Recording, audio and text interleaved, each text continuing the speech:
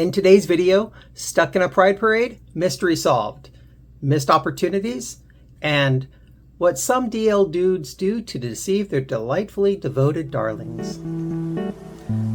Who says romance is dead?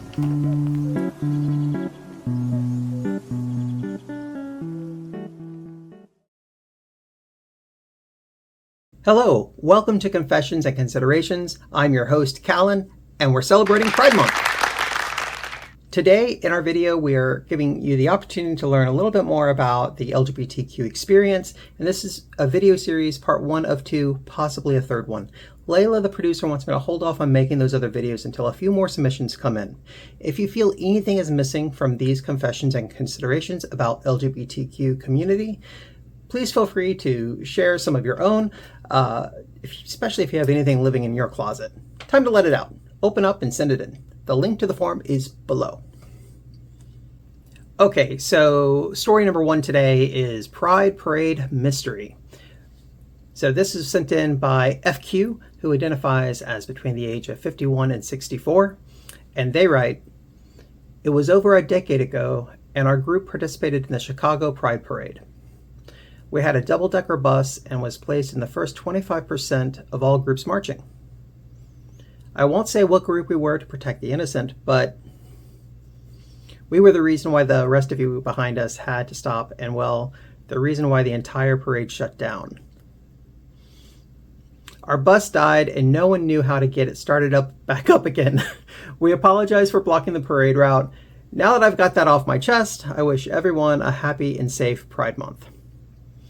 All right, FQ. So I know that sometimes questions come in about why there are pride parades, and here are my thoughts on it. I feel that a bit of it has to do with living earlier parts in our lives in the closet, and the versus the importance of visibility. A lot of us, especially from older generations, didn't have any role models on TV or in media. And a lot of us were shamed just by our cultures, even if we had what we thought and felt were a supportive family.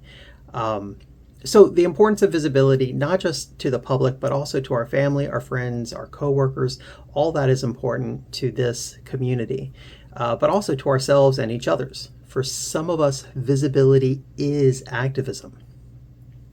I know that pride parades are in other countries as well. For 3 years, I lived in South Korea, and a big thing that happened there was that during the pride parades, sometimes the evangelical community will come out and protest against the pride parade.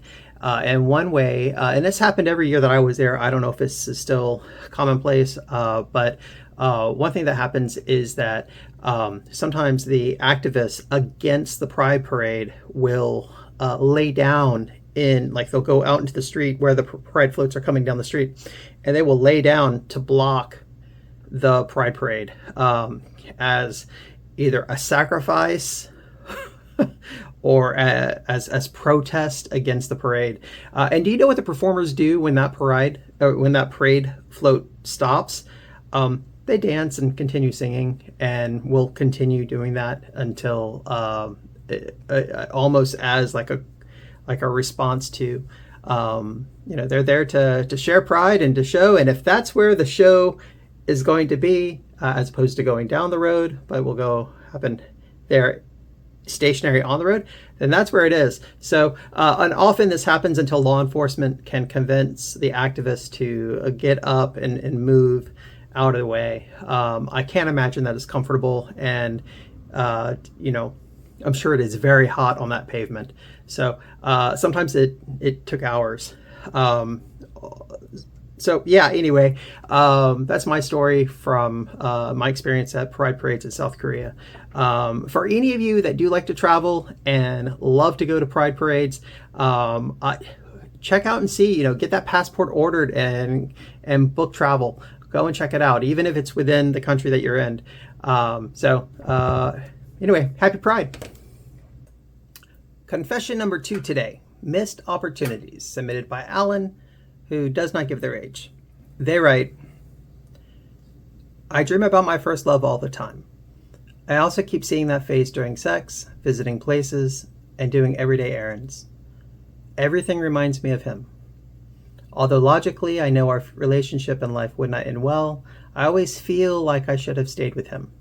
And every relationship I've had since feels like I was just settling down, filling a hole in my life. I miss him and regret our choices. I think the best thing that you can do, Alan, is make your peace with having shared that experience with him. So a few options, like how do you do that, right? So a few options are, one, accept that people, they come and go from our lives. Assuming you are no longer in contact with this person, I suggest a writing exercise. I'm going to give you homework as a former teacher. Here's some homework. Rewrite that ending and write a story in your heart, in your mind, on how they found peace and success. Trust that you gave your all in the moments that you had shared together. And lastly, saying goodbye to someone from your past is also saying goodbye to who you were at that time. See yourself in a new light and reflect on how you've changed and how you've grown since that time period. Likely you are not the same person that you were then, and neither are they.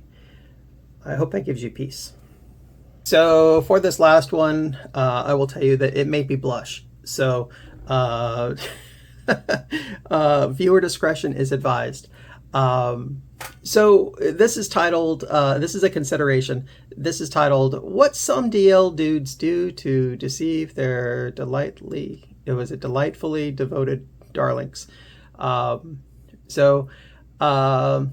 just read it and leave this to you guys. It was submitted anonymously, and the person identifies between the age range of 41 and 50 years old. They write, men on the DL have developed unique means of concealing their activities from their partners. Now, personally, DL means hiding their sexual activities from their significant other. I do not say this in moral judgment. I'm speaking of consensual activities between two or more adults. Okay. The first is the excuse of the whereabouts. The most common shared with me are fishing, golfing, or visiting the gym. The second is concealing the products used, especially lubrication. Coconut oil and vegetable oil are cheaper than purchasing lube, and there is less of a chance of being caught. The third and most amusing to me is cleaning themselves after the act. Salacious. They have to consciously avoid strongly scented soaps or wipes as it can and has aroused suspicions. Everything is based on my personal experiences and interactions with men who are DL. Thank you, Anonymous. I do not think I have a comment to share on this one. So if you have a comment to share, you as an audience member, please feel free to write it below. As with all of these stories shared, please feel free to comment below. If you enjoyed today's content, please do all the YouTube things by hitting subscribe right now, commenting below on what was shared, and giving a thumbs up. You teach the AI, the YouTube AI algorithm, how to place our videos, and it's free, and it takes just a few seconds. As mentioned before, this is part 1 of 2 videos for Pride Month. If you have something that's been in your closet that's taking up emotional space, it's time to come out of the closet. You can share anonymously by using the form below. Please see it there. And looking ahead to July, any subject is fair game, but I would love to know what confessions you have around freedom. What helps you feel free and why? Okay, that's a wrap.